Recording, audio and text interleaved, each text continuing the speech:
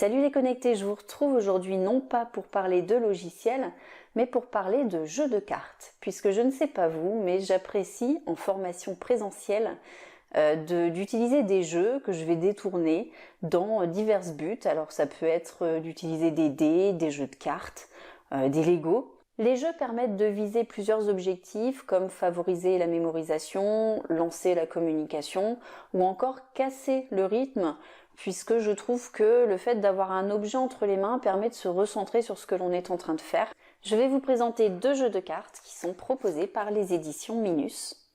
Les éditions Minus proposent des livres à compléter, des jeux de cartes. Toutes ces collections sont des prétextes à lancer des discussions en famille, entre amis, entre parents et enfants. Je me suis procuré deux jeux de cartes, Qui de nous et Dilemmes absurdes, que j'utilise durant les repas de famille, mais aussi en formation, en particulier en début de séance, en tant que brise-glace. Et comme son nom l'indique, le brise-glace a pour but de faire connaissance entre apprenants, mais aussi entre le formateur et les apprenants. Le premier jeu que je voulais vous présenter est Qui de nous. Il s'agit donc de prendre une carte et de lire l'une des propositions et de voir qui dans l'assistance est concerné. Par exemple, qui de nous sauterait à l'élastique. Donc vous voyez, ce sont vraiment des questions décontextualisées qui permettent d'en apprendre plus sur les autres. J'ai extrait quelques cartes de ce jeu pour les utiliser durant un brise-glace sur une formation à la conception pédagogique. Et j'ai choisi les propositions qui me semblaient reliées à des qualités nécessaires lorsque l'on est concepteur.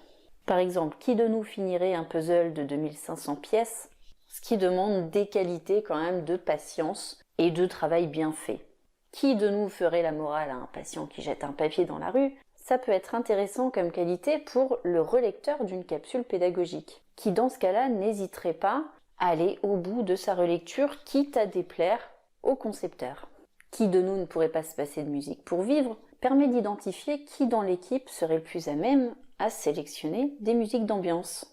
Le second jeu, Dilemmes absurdes, je ne l'ai pas forcément utilisé en lien avec la thématique d'une formation, mais ça reste un jeu intéressant pour reprendre une séance après déjeuner et continuer à faire connaissance en s'amusant. J'espère que ces exemples vous auront inspiré. N'hésitez pas à partager en commentaire vos propres jeux brise-glace ou vos jeux de formation. À bientôt pour une prochaine vidéo.